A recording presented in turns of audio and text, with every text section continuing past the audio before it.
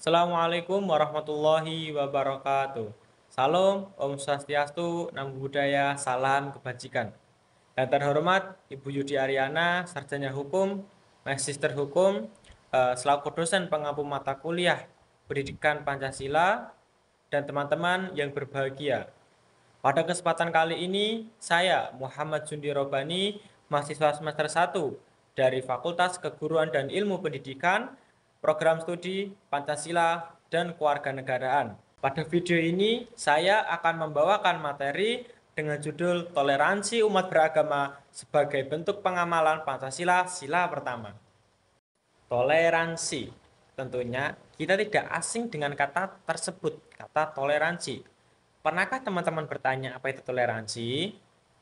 Jadi, yang dimaksud dengan toleransi adalah sikap saling menghargai, menghormati, atau menerima perbedaan, entah antara itu individu ataupun dengan kelompok, mengenai keyakinan, kepercayaan, ataupun pendapat.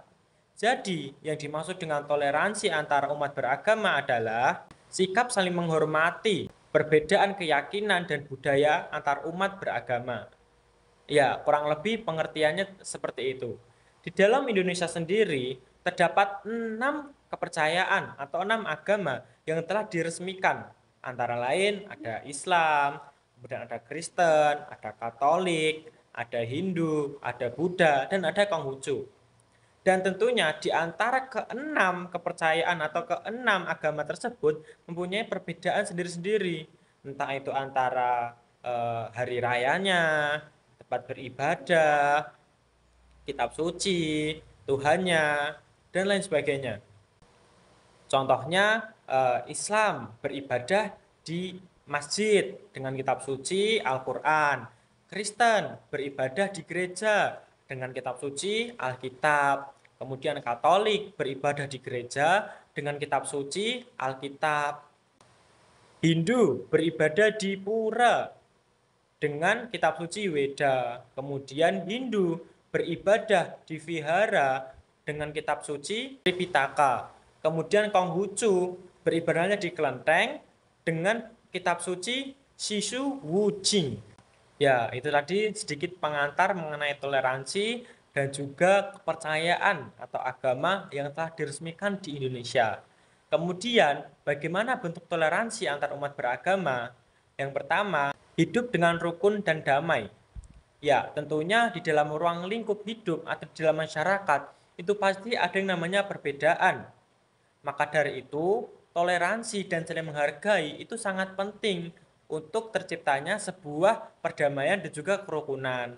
Yang kedua, menghormati kepercayaan.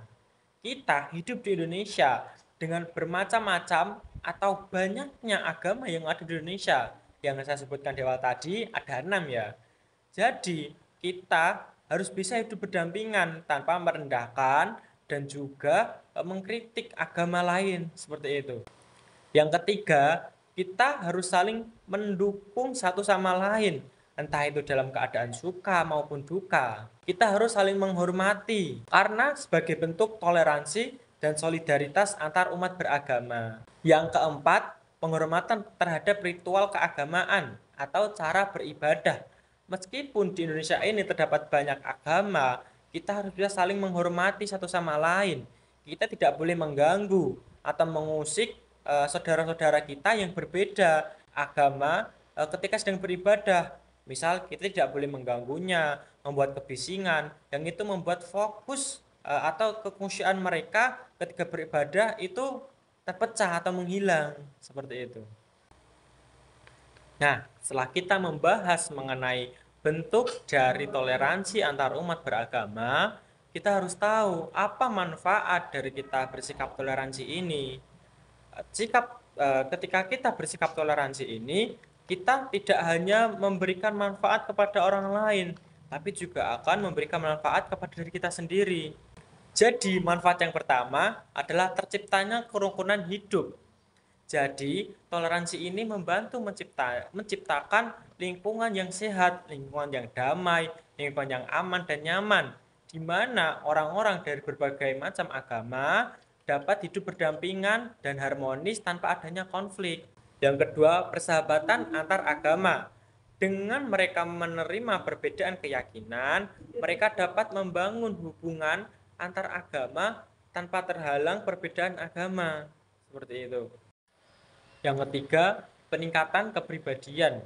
Seperti yang saya bilang di awal tadi, manfaat dari bersikap toleransi itu tidak hanya berimpact kepada orang lain, tapi juga berimpact kepada diri kita sendiri. Jadi, toleransi membantu kita menjadi pribadi yang lebih terbuka pikirannya dengan bisa menerima perbedaan dan juga keragaman budaya. Yang keempat, kenyamanan dan juga keamanan. Dalam lingkungan toleransi, orang akan merasa aman dan juga nyaman karena tidak akan takut dicemooh, diejek, dikucilkan hanya karena berbeda. Seperti itu. Dengan menerapkan toleransi antar umat beragama, kita akan menciptakan lingkungan masyarakat yang aman, nyaman, tentram, dan damai. Oleh karena itu, marilah kita menjunjung tinggi rasa toleransi kita untuk menciptakan persahabatan yang abadi.